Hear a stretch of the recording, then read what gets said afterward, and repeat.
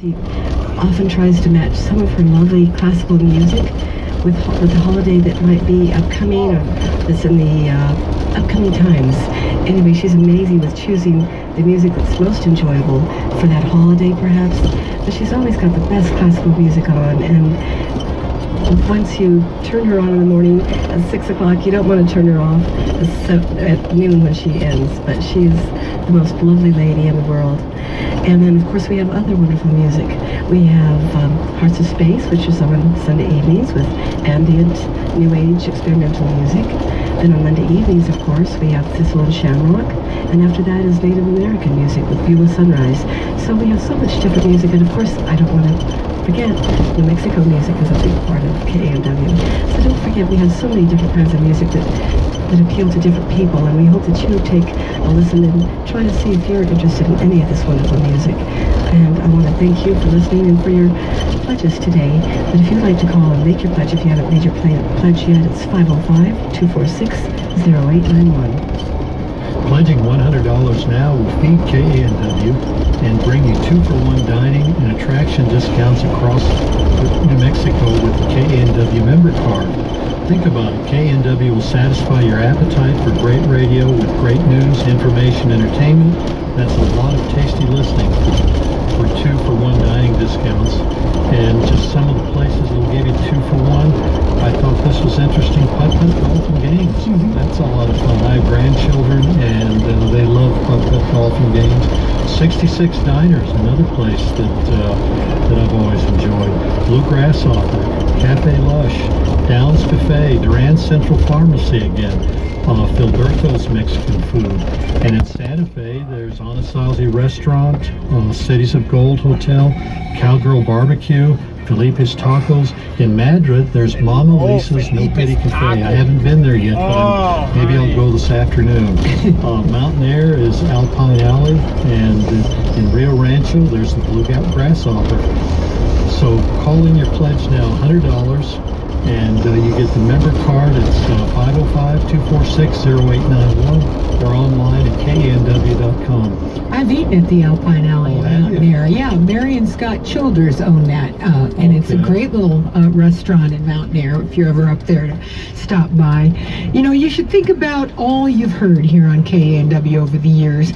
That's what your investment supports. High quality news, in-depth reporting, and connections to your neighbors, this community, this state, and the world. It's programming that matters, and really now more than ever, I think it matters. Contribution yet? Please do it today. Give now at KANW.com or call 505-246-0891, or here's a way also, the old-fashioned way, snail mail, KANW-FM, 2020 Cole Avenue Southeast, Albuquerque, 87106. Just send us a check. KANW is a big family, and if you're a member of our family, we thank you. If not, please consider your formal invitation to join the KANW family. Call 246-0891 or go online to KANW.com and donate to keep KANW alive and well in northern and central New Mexico. And we'll send you your choice of the KANW reusable shopping bag or your subscription to New Mexico Magazine for your $60 donation. If you bump it up to $100, we'll send you the KANW member card, and for $150, you'll receive both the member card and a year subscription to New Mexico Magazine. So choose an amount that works with your budget. Choose an amount that's right for you. Make that call now, 505-246-0891, or go online to KANW.com. You're listening to 1A with Joshua Johnson on New Mexico Public Radio, 89.1 KANW. Support for NPR comes from NPR member stations and from the Kiplinger Foundation, supporting public understanding of business and the economy. From Inada, creators of the Japanese-made Dreamwave massage chair, with shiatsu point detection and 16 programmed massages, including morning and nighttime sessions. Retail dealers nationwide. More at dreamwavechair.com. And from Diane and Hal Brierly, in support of NPR's work to engage its audience in the discussion of today's issues and provide in-depth journalism and thought-provoking stories. This is 1A. I'm Joshua Johnson. We're discussing the relations between the U.S. and China with Gideon Rackman of the Financial Times, Sheila Smith of the Council on Foreign Relations, and Sean Ryan of the China Market Research Group joining us from Shanghai. We'd love to hear from you too. Share what you know about the relationship between China and the U.S. and share your questions about where this relationship might be headed. Comment on our Facebook page, tweet us at 1A, or email 1A@wamu.org. Let's continue with a comment from our website related to the whole military aspect of the Korean Peninsula and China and the U.S. Sean Clark wrote on our website, the1a.org, the U.S. is signaling that they will take action, apparently a preemptive strike, against the array of missile launchers aimed at South Korea or the facilities they're using to produce nuclear warheads, unless China does something quickly.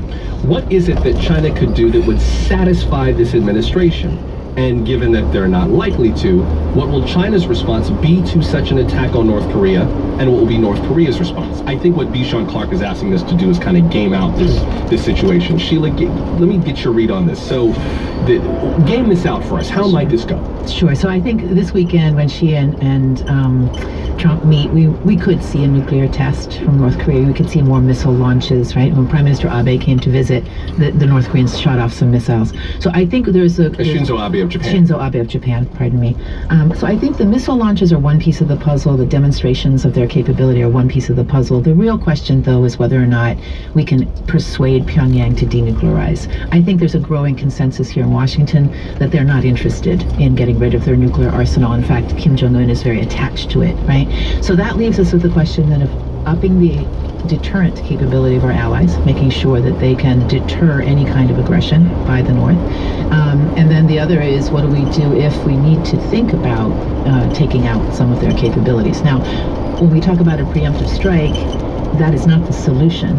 That is not going to denuclearize North Korea, right? So there are some capabilities we can interfere with. So the cyber intervention with missile launches, etc., that was done under the Obama administration.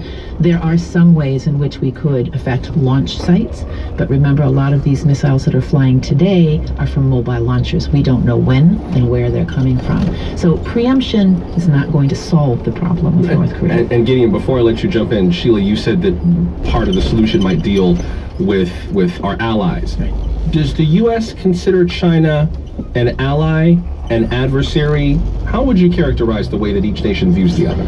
So again, we're in that very difficult space. There's a rising power. We don't know yet if this is going to end up being a military adversarial relationship. I would guess that our military plans for that occasion, just in case, and they have capabilities that are designed to impact our military capability.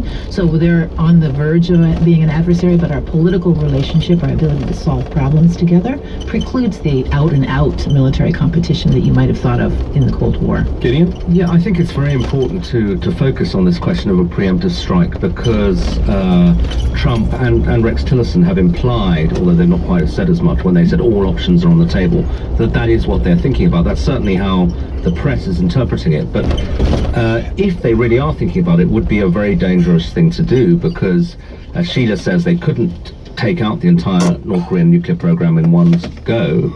So there would